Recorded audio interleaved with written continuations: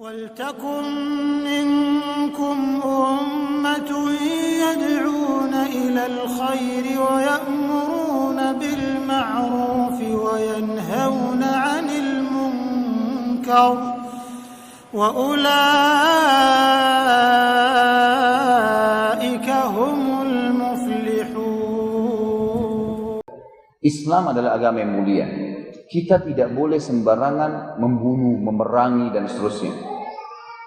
Kalau ada orang kafir tadi yang saya bilang ahli kitab, kekafiran ini adalah sebuah nama sifat yang ada pada dia. Kalau sifat itu hilang dari dia, maka sudah tidak ada lagi predikat itu. Jadi dalam Islam yang sedang kita benci keyakinannya, bukan orangnya. Karena kalau dia si Nasrani sudah mengatakan iya betul Allah nggak punya anak, ya udah selesai. Dia syahadat, dia saudara kita. Selama dia belum syahadat, dia adalah mad'u, orang yang harus kita dakwahi. Yang sedang kita benci keyakinannya, jangan kamu bilang Allah punya anak. Allah mengatakan dalam surat Ikhlas turun, Qul huwallahu ahad.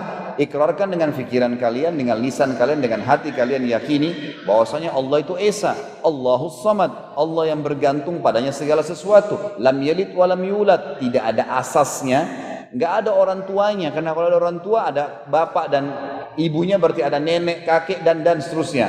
Allah pangkas, enggak ada itu. Enggak ada juga keturunannya, enggak ada anak, enggak ada cicit, karena ini akan panjang kemana. Allah itu tunggal, lam yalid wa lam yulad wa lam yakul lahu kufuwan ahad. Dan juga memang dia tidak membutuhkan pada siapapun. Sifat kausalitasnya Allah ada sebagai Tuhan. Kita sedang membenci keyakinan.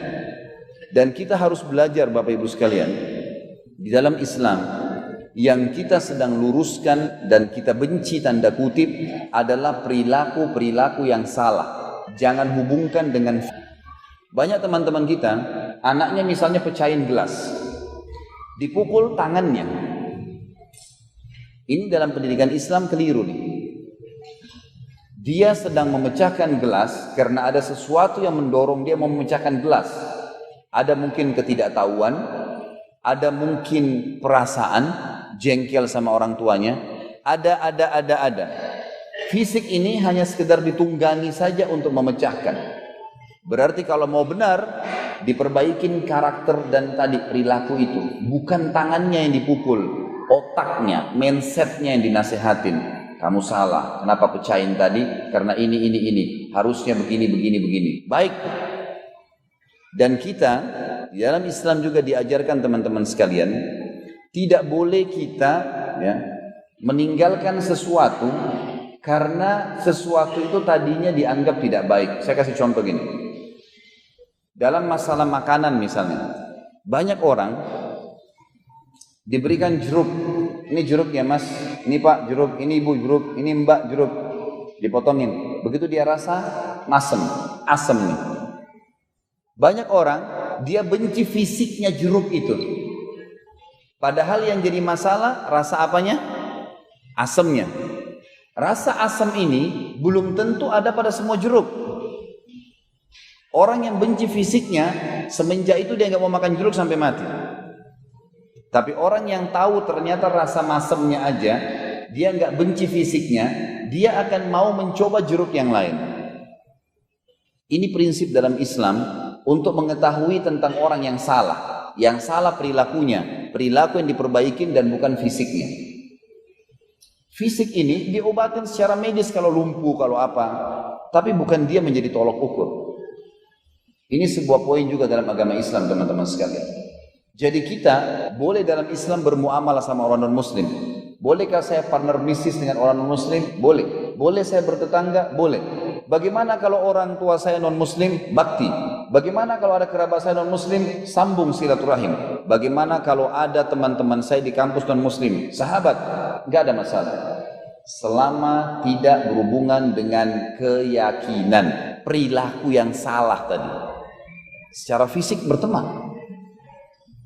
Kalau sudah bangun, menarik kepada keyakinannya, Allah punya anak, bangun tempat ibadahnya, tidak. Sampai sini. Lakum dinukum waliyadin. Tapi selama itu tidak ada masalah. Dalam Islam, kata Nabi SAW dalam hadis, khairun nas anfa'um linnas. manusia yang paling baik, muslim yang paling baik, yang paling bermanfaat bagi manusia yang lain. Ada orang tabrakan tengah jalan teman-teman sekalian, kita pas dekatin mau bantu, dia pakai kalung salib, dibantukah dia? Bantu. Manusia terbaik membantu orang muslim, bantu semuanya. Ada perbedaan dalam Islam antara kafir zimmi sama kafir harbi. Kafir tadi saya bilang istilah bagi perilakunya, bukan fisiknya. Karena dia kalau tinggalkan itu, fisiknya kita terima. Baik, kita harus tahu ada beda antara kafir zimmi sama kafir harbi. Siapa kafir zimmi? Orang-orang non-muslim yang dibawa naungan pemerintah Islam. Turis yang datang, atau warga negara di tempat kita tinggal, pemerintahnya muslim dinaungin. Maka apa kata Nabi SAW? Man adza zimmiyan kuntu lahu khasiman lahu yaumal qiyamah. Siapa yang menyakiti satu saja ahli zimmi, orang kafir di bawah naungan pemerintah Islam, dia akan jadi musuhku pada hari kiamat. Tidak boleh. Kecuali dia melanggar, merusak, menghina Al-Quran, mencaci maki muslim, membakar masjid misalnya, itu lain. Serahkan kepada pemerintah untuk mengambil alih masalah itu. Kalau kafir harbi, orang kafir yang keluar memang untuk memerangi Islam, ini lain. Di kancah peperangan hadapin dia. Nabi Muhammad SAW sangat berlemah lembut dengan orang-orang zimmi dan sangat tegas dengan orang-orang kafir harbi. Kalau sudah keluar di kancah peperangan, berperang, hadapin. Kamu terbunuh atau kamu membunuh dia. Tapi itu pun masih ada adabnya, ada tata keramanya. Kata Nabi SAW, فَإِذَا قَتَلْتُمْ فَأَحْسِنُوا الْقَتْلَى. Kalau kalian pun harus membunuh dengan cara yang baik. Tusuk, mati, selesai. Nggak ada mutilasi dalam Islam. Nggak ada potong kupingnya, potong tangannya, iris badannya, nggak ada. Apa pesan Nabi SAW kepada pasukan jihad? Dan ini jihad yang sesuai dengan wahyu. Kata Nabi SAW dan semua pemimpin muslim kalau faham sunnah Nabi akan jalankan. Pesan kepada pasukan perangnya, jangan bunuh orang tua, jangan bunuh wanita, jangan bunuh anak-anak, jangan bunuh orang yang sudah menyerah jadi tawanan, jangan rusak fasilitas umum, jangan rusak tempat ibadah, jangan bunuh hewan-hewan, jangan rusak tumbuh-tumbuhan. Pesan jelas. Sebelum jihad, tawarkan Islam. Kalau tolak, baru bayar jizyah, upeti. Kalau tolak, baru diperangi. Perang pun sebatas mereka kalah. Kalau Islam sudah masuk ke satu lokasi, karena jihad ekspansi, menyebarkan Islam di sana, setelah menguasai wilayah tersebut, konsep dasar la ikraha fid din, nggak ada paksaan dalam agama. Waktu pasukan Muhammad Fatih 1453 Hijriah masuk menembus benteng Konstantinopel, wilayah Eropahnya Turki sekarang, beliau membiarkan semua gereja, semua orang Nasrani beribadah dengan semaunya, bebas, diberikan kebebasan ahli zimmah. Yahudi boleh beribadah, orang-orang agama lain silakan, orang Islam boleh mendakwai tapi tidak ada paksaan dalam mengajak kepada agama. Konsep dasar Islam jelas. Bermuamalah dengan non-muslim bisa, berteman boleh, berpartner bisnis boleh, tapi tidak boleh berhubungan dengan masalah agama. Maaf, saya ingin sedikit juga berbagi di sini. Kalau ada teman-teman yang tidak sepaham dengan saya, Anda punya hak, silahkan. Tapi renungi apa yang saya mau sampaikan. Bolehkah dalam Islam kita mengucapkan selamat Natal? Pertanyaan. Kalau saya pribadi jawab, tidak boleh. Kenapa tidak boleh? Bukankah itu cuma mengucapkan selamat saja? Baik, ada seorang muslim sempat bertemu dengan seorang Nasrani, kejadiannya di Inggris. Si Nasrani datang dan berkata kepada si muslim, wahai muslim, kenapa kau tidak, tentu ada nama orang-orang ini ya, saya tidak sebutkan nama-namanya. Dia mengatakan, wahai muslim, contoh saja, kenapa kamu tidak ucapkan selamat Natal kepada saya? Bukankah itu cuma kata-kata saja? Sebagaimana saya ucapkan pada kamu selamat Idul Fitri. Kata si muslim, kenapa kau tidak syahadat? Sudah tahu si Nasrani apa itu syahadat, masuk Islam berarti, dia tinggalkan agamanya. Kenapa kau tidak syahadat? Kata si Nasrani, saya enggak mungkin syahadat. Kalau saya syahadat berarti saya tinggalkan agama saya. Kata si muslim, bukankah itu cuma kata-kata? Ini kata-kata berbahaya. Anda sekarang di sini bisa keluar dari agama Islam karena bilang saya kufur, naudzubillah. Saya murtad, itu keluar dari Islam tuh. Kalau dia yakin dalam hatinya mau, karena kata-kata bisa keluar. Bahaya. Tidak boleh main-main masalah ini. Pengucapan selamat Natal berarti selamat Allah punya anak. Tak bisa memang dalam Islam. Kita berbuat baik iya, membantu yang sakit iya, menjenguk yang sakit iya, membantu yang susah iya, berbakti pada orang tua muslim iya, tapi berhubungan dengan masalah keyakinan yang telah Allah tegur nggak boleh. Teman-teman coba renungi sebab turunnya surah Al-Kafirun. Al-Kafirun masyhur. Surah Al-Kafirun, Qul ya ayyuhal kafirun. Ada seorang dari Quraisy datang kepada Nabi Muhammad SAW ingin negosiasi. Apa kata dia? Wahai Muhammad, bagaimana kalau Mekah ini kita bagi dua? Kata Nabi SAW, saya belum paham maksud kamu. Apa maksudnya?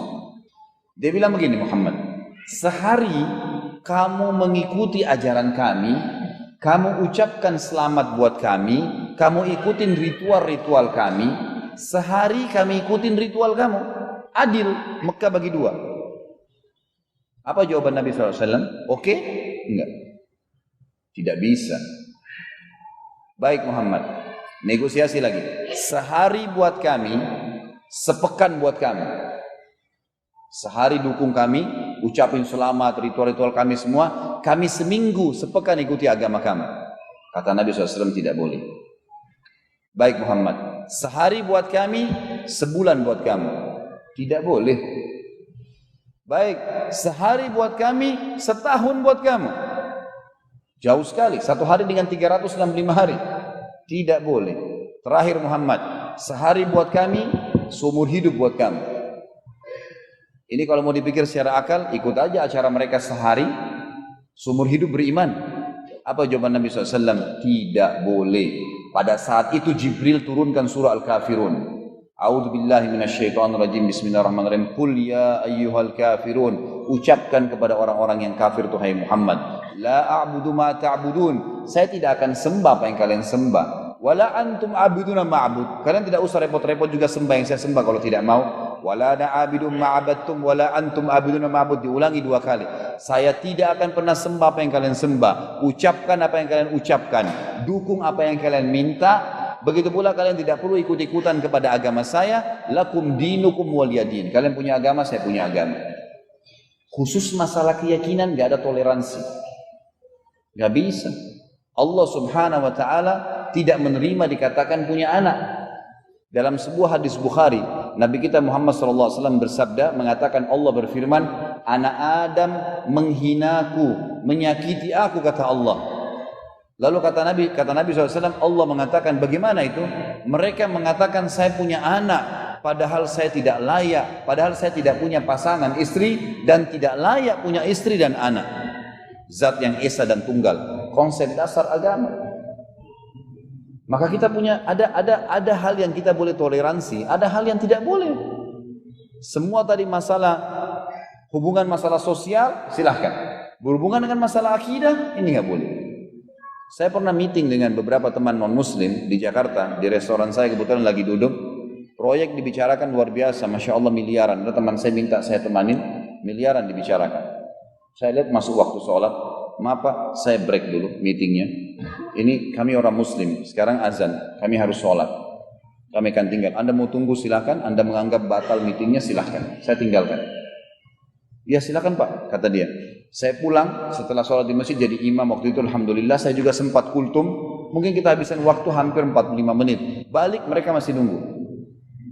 Bahkan pada saat itu, setelah itu 25 menit sampai 30 menit mereka bertanya tentang Islam. Enggak ada sesuatu yang harus kita hinakan diri kita. Berapa banyak orang muslim tidak muliakan dirinya dengan Islam. Ninggalkan sholat hanya karena ditraktir makan oleh non muslim. Tidak mau sholat isi masjid hanya karena teman-temannya olok-olok dia.